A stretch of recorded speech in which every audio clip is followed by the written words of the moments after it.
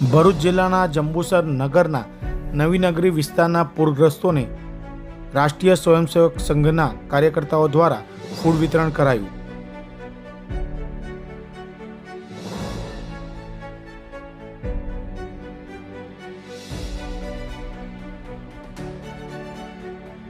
જંબુસર નગરમાં નીચાણવાળા વિસ્તારમાં પાણી ભરાયા છે, જેને પૂરગ્રસ્ત અસરગ્રસ્તોને ફૂડ પેકેટ પહોંચાડવાની કામગીરી રાષ્ટ્રીય સ્વયંસેવક સંઘ દ્વારા કરવામાં આવી રહી છે.